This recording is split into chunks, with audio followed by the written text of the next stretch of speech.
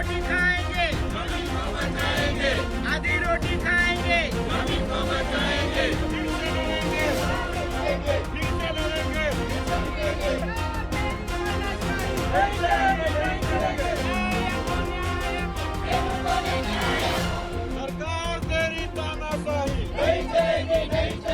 નમસ્કાર, આપણે અત્યારે જે છે એ બિલીમોરાના નાંદરખા ગામે છે. અત્યારે આપ જોઈ શકો છો એ બુલેટ ટ્રેનનો પ્રોજેક્ટ છે. બુલેટ ટ્રેન પ્રોજેક્ટની અંદર જે એલએનટી કંપની છે, એલએનટી કંપની સાથે કરાર કરવામાં આવ્યા હતા, પરંતુ કરારને મુજબ જે પ્રમાણે ખેડૂતોને વળતર આપવું જોઈએ એ વળતર આપવાનું નથી આવ્યું તેવી એક ખેડૂતોની પ્રશ્ન છે અને એ લોકોની માંગ છે. ત્યારે અનંતભાઈ પટેલ પણ એ ખેડૂતો સાથે આવ્યા છે અને ધરણા પ્રદર્શન અત્યારે કરી રહ્યા છે. આપણે સીધી વાત કરીશું. અનંતભાઈ, શું માંગ છે અને શું આ લોકો જે એલએનટી કંપની છે એને શું મનમાની છે? એલએનટી કંપની પોતાની મનમાની કરીને અહીંના ખેડૂત પાસે ભાડે પટ્ટે જે જમીન લીધી હતી એ જમીનમાં મોટું ખોદાણ કરીને માટી ચોરી કરી છે.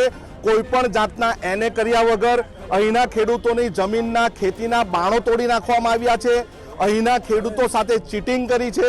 અહીંના ખેડૂતોના ફળાવ ઝાડ હતા તેમને જુદો જુદો ભાવ આપીને એમની સાથે ચીટિંગ કરી છે. એ બાબતે અમે ગણદેવીના મામલતદારને આવેદનપત્ર આપ્યું હતું. ત્યારબાદ સમાધાનકારી વલણ માટે પ્રાંત અધિકારી ચીખલીએ એની અધ્યક્ષતામાં ગણદેવીમાં મિટિંગ રાખી હતી અને બધા જ ખેડૂતોને વાયદો કરવામાં આવ્યો હતો એલએનટી કંપનીના અધિકારી દ્વારા કે એમને યોગ્ય વળતર ચૂકીશું, પરંતુ આજ સુધી એમને યોગ્ય વળતર નથી ચૂકવ્યું. એના માટે આજે અમે અહીં ધરણા પ્રદર્શનમાં બેઠા છે.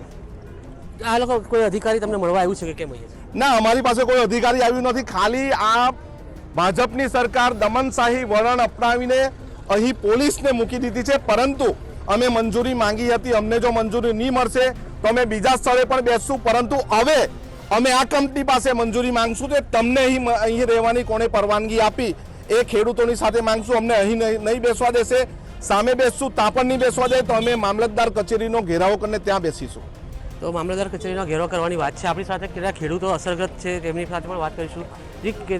તમને કેવું પ્રમાણે બાંહેધરી આપી હતી અને હવે શું કહેવા માંગે છે?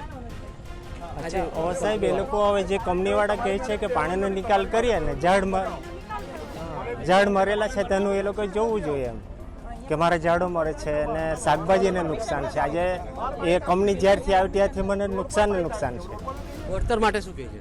વળતર માટે હવે જે લોકો નક્કી કરે તે પ્રમાણે શું કેવું છે તમારું આ બાબતમાં?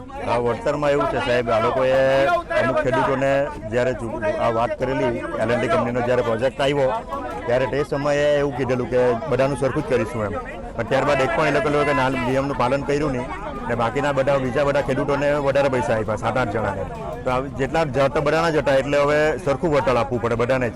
આજે એ લોકો હવે તેના પેલું પર અમને વિરોધ બતાવે એનો કે એના પૈસા નહીં મળે. એક નારાબાજી પણ થવા માંડી છે અને જે પ્રમાણે વિરોધ છે લોકોનો કે એલએનટી કંપની એ બુલેટ ટ્રેનની અંદર જે વળતર 100% પૂર્ણ થઈ ગયું હોવાની જે વાત હતી તે અહીંયા પોકળ સાબિત થાય છે. એલએનટી કંપનીએ જે પ્રમાણે વળતર આપવું જોઈએ એ બધાને નથી આપ્યું અને જેટલા પણ લોકો છે એમાંથી કેટલાક એમ કહેવા માંગે છે કે પોતપોતાના જે લાગવગ કરાવવા માંગી છે અને જે પ્રમાણે લોકોને વળતર આપવું જોઈએ એ પ્રમાણે એક સરખું વળતર કોઈને મળ્યું નથી. રોનક જાની, ગુજરાત તક, નવસારી.